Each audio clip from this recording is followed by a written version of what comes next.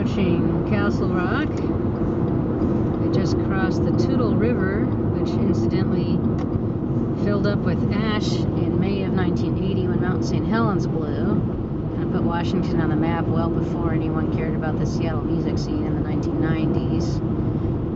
Anyway, I got to follow that truck the whole way, and I was not tailgating, though some say part of hypermiling is to draft off of big trucks like that. But that's probably illegal and dangerous, so I'm not advising that. I can neither confirm nor deny having actually done so myself. I just passed a little EV sign. I don't know if you saw that, the little blue square EV sign telling me there's a charger this way, and I know where the charger is, but it sure helped to have these signs when I didn't know where that charger was, because it was a little tricky to find in this little town.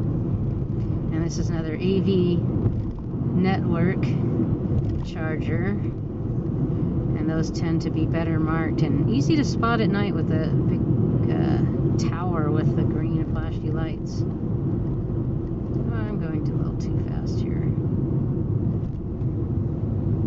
I like to follow the trucks because they tend to go slow, and I look for the slowest truck and I get behind it, and then if I find a slower one I get behind that, and then it's not my fault I'm going slow. Blame the truck, blame the trucker.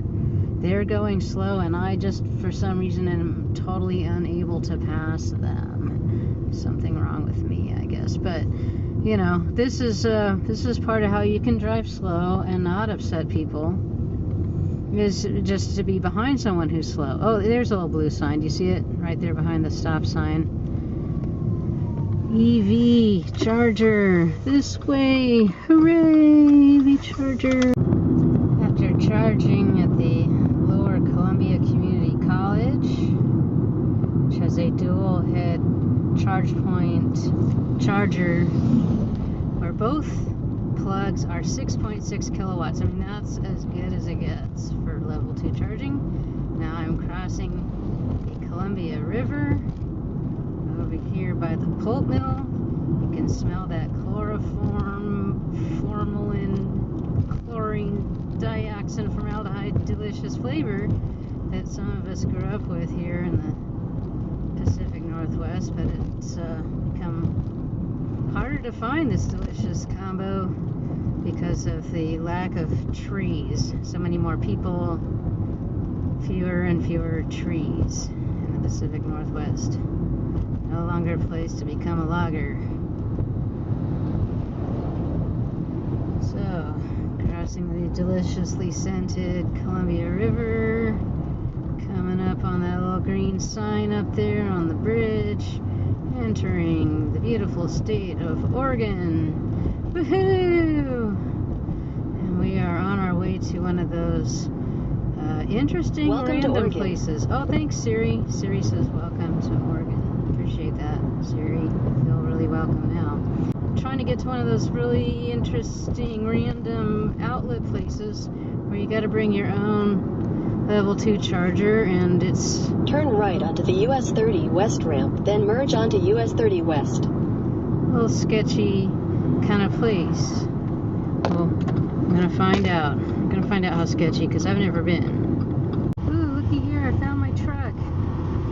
Oh, sorry, the window got a little fogged up. I had to put the windows up because of that delicious chemical bouquet back there. But I found a really slow truck to get behind. It's all their fault that I was going so slow. Of course, now we have to merge and speed up. Turn your car off and put it in park before you charge it. Unplug the charger before you start your car. General advice. Here's a cool item. It will heat up a cup of water. You plug it into the cigarette lighter in the car. Heats it up while you drive. Takes a while. Here's another cool item. My tiny oven. You can see it's plugged in there at the Klatskanai Park, along with my level 2 charger. I was enjoying the park at Klatskanai, so I stayed there until I had a 97% charge. And then I headed off on Highway 30 going east to Portland. But before I got to Portland, I started to have have doubts. I was having doubts that my charge was going to get me all the way to my cousin's place, because I remembered previous trips there where I got kind of surprised by a very steep hill that I wasn't really prepared for, and that was stressful. I wish to avoid that kind of stress whenever possible, so I stopped in Scappoose, because, like, who wouldn't want to stop in a place called Scappoose? And it turned out even better. There was an AV network charger there, and since, as you know, I have already paid $20 a month to use the chargers, I wish to use them at every opportunity, the AV network chargers. So I charged in Scappoose, not that long, maybe half hour, 45 minutes, enough to be sure, absolutely sure, that I wasn't going to run out of charge on the hill heading up to my cousin's place, which is outside of Portland in a mysterious location I'm not going to share with you. And then, indeed, I did make it to Portland, make it to my cousin's place, got out my level 1 portable charger, got out my extension cord. See how these things are pretty important to bring. And I plugged into an outlet, a ubiquitous wall outlet, a 110 wall outlet, in my cousin's garage. So by the time I was ready to leave my cousin's place late this morning, I had a full charge, well, actually 99% charge. Turn right onto the Oregon 47 ramp to Banks, Forest Groves. So then I headed out Highway 26 because I'm heading for the Oregon coast. But first I'm going to charge in Banks. From my cousin's place to Tillamook is 71 miles. It's 50 miles from Jim's Thriftway in Banks. Turn right, then your destination will be on the right. Banks, Oregon, home of another AV network charger, supposedly. Looking for the charger. I didn't realize I was wearing my fire engine camo.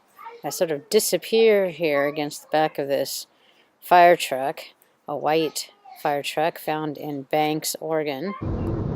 I left Banks, Oregon with a 100% charge because I am on a road I've never been on before, which is Oregon Highway 6 West. Goes from Banks to Tillamook, the land made of cheese. A town made entirely of cheese. No, I'm joking. But anyway, since I don't know the terrain, and it's a 50-mile drive, and on the map it looks very windy, I figure there's a good chance I'm going to be going over a pass, and I want to attempt 50 miles and mountain passes with as much charge as possible. So even though my car is rated for 87 miles on a full charge, and even though I often get 100 miles on a full charge, I don't know what this road's going to be like. And a significant elevation gain can really do you in when there's no chargers nearby. So you go uphill, your range depletes substantially. You go downhill, your range increases substantially. And the car regenerates some when you put on the brakes, or if you're just going downhill and coasting in gear or not in gear, the car tends to regenerate. The problem is if you just go up and up and up without a chance to come back down before you run out of charge, that's a real problem, and that's when I've gotten into the most trouble.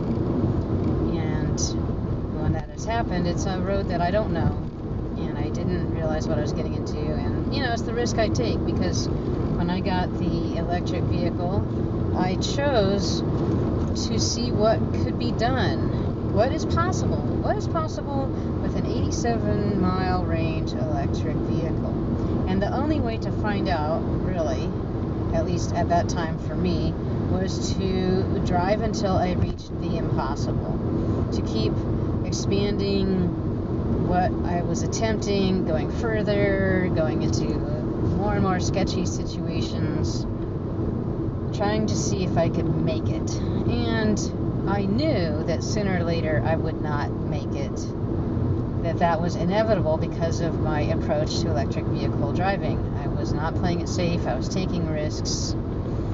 I was pushing the limits to see how far I could go before the limits caught up with me. So, of course, the limits did eventually catch up with me, and then I had to call a tow truck. And there's no electric charger or no place you can beg to charge, on a wall outlet or something. Then, worst case scenario next to, complete disaster is you call a tow truck. Now, supposedly AAA has trucks that have chargers on board and they can come out and rescue you. And when I first heard of this, I didn't think that it was, it sounded like there were very few of these trucks and you'd be waiting a really long time. So I didn't really get into it. I just decided to pay for the tow truck when the date came. However, I'm considering maybe it's time to reinvestigate AAA for when disaster strikes. But hopefully that won't be today. Today there's just a little rain and a beautiful drive. So I am intentionally taking a road that I thought would be scenic to get me from Portland out to the coast. I could have gone back the way I came, go back out to Clatskanie, charge at that park again with my own personal level 2 charger, and then head out to Astoria and down the coast.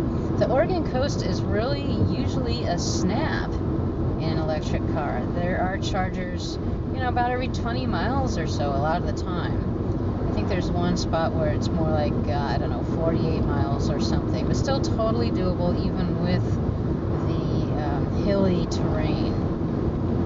So, if you want to take a road trip in an electric car, the Oregon coast is probably the best road trip I could recommend of the trips that I've done. Obviously, I'm limited to the western United States and British Columbia.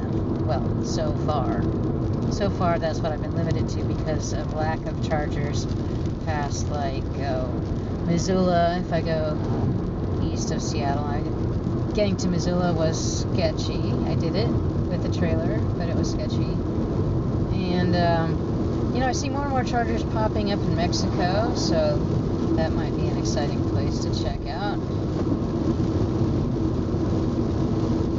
And, there's other places overseas. If somebody wants to buy me tickets, buy me a plane ticket to Costa Rica, I could do an EVblog on electric vehicle driving in Costa Rica. It looks like they got lots of chargers in it. It's a small country. My Spanish is not so great, but, I would make the sacrifice going to Costa Rica if someone sponsored the trip. Anyway, so here we are traveling out west, heading for the Oregon coast from Portland via Banks to get the most charge before going out on this windy, scenic road.